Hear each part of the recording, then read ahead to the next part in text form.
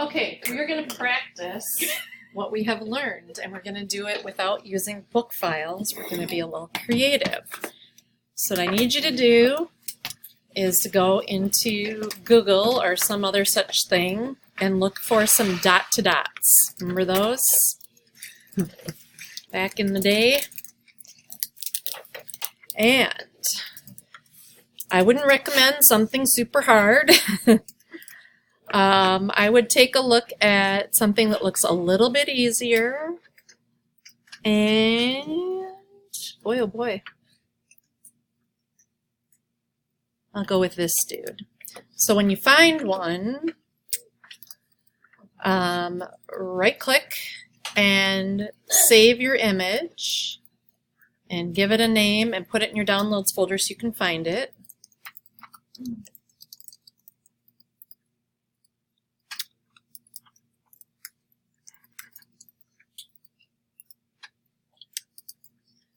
Once you've found one and saved it, I want you to come into Illustrator and make a new file. Now you have no idea, unless you really paid attention to the dimensions of that graphic, you have no idea how big it is. So I would recommend you just start with the letter size sheet of paper as your new document, and then we're going to have to make it bigger or smaller depending on how big this graphic is.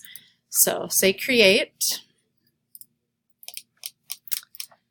And then we are going to get that item. So we're going to do File, Place,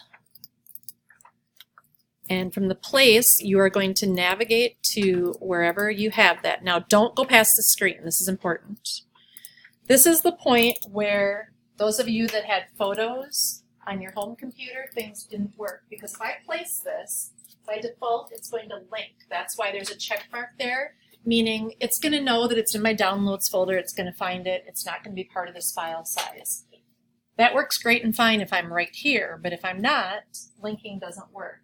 So embedding is another one, which we don't even see right now, but more importantly what we see is template.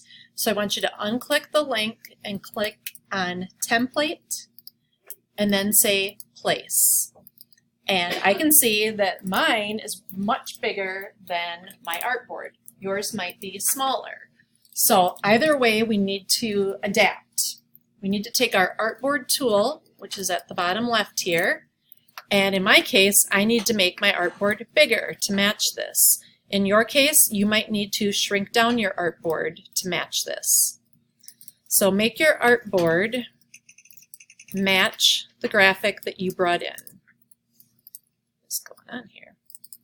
So make it bigger, make it smaller, whatever it is that you have to do.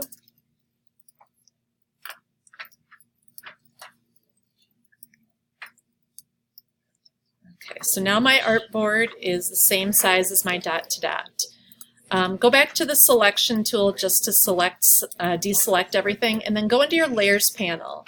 And I want to show you how templates work. You see that you have two layers. The lowest layer is called the template layer, and it's locked, and it's different. This eyeball thing is not quite an eyeball. Basically, this is grayed out. So if this were a color graphic, it would be dimmed or grayed out.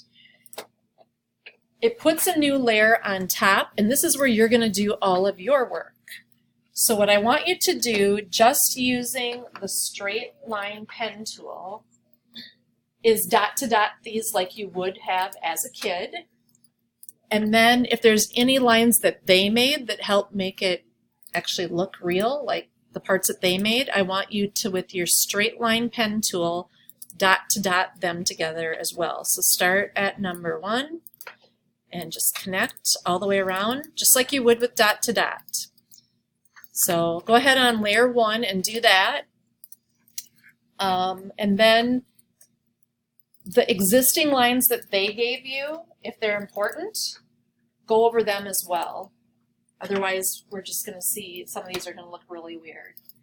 So just use this tool and spend the next few minutes and straight line them all together. And we're straight lining on purpose this first time through.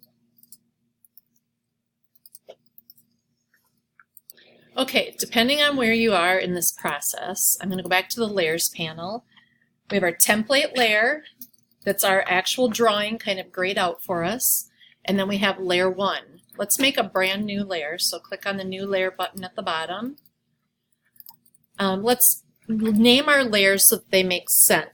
So on layer 1, let's double click on the name and call it straight lines. On the new empty layer that we did, let's call that curved lines. I then want you to turn off the visibility of the straight lines that you just drew. I want you to be actively working on the curved lines, and I want you to think about how you're going to hook these together. Now this is really important, pay attention. You do not need to go from point 1 to point 2 to point 3.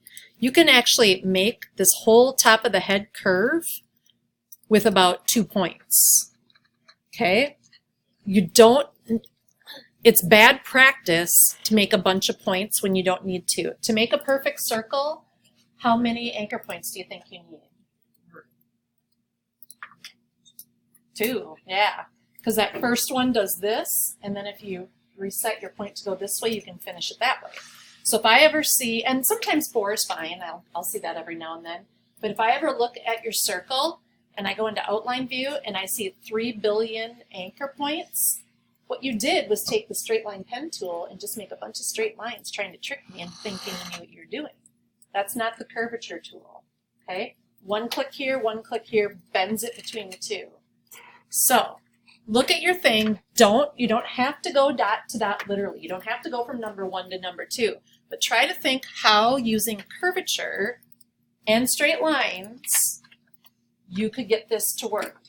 And again, if you've never used the pen tool, this will be trial and error, confusing and annoying, and that's fine. So this is what I want you to work on, is on this layer making the best version you can right now. And also remember, if you make a curve and it's decent but it's not perfect, keep going on, because you can come back to it and fix it. Actually, next week we'll even learn about how you can add anchor points. If you realize that you needed an extra one in there, we'll learn how to do that. This is completely rough, brand new. I'm assuming everybody here is on day 1. I know that's not true for all of you, but that's how I'm looking at this. Practice switching from curves or making your curves go a different direction by using that break the handle tool, where you option click and drag it in a new direction, or by changing it from a rounded corner to a pointed corner completely to make straight lines every now and then. So I want you to continue on with this, and when you're done with this, go ahead and if you want to give it a fill on your outline shape, you can. You don't have to. It depends how simplistic yours are.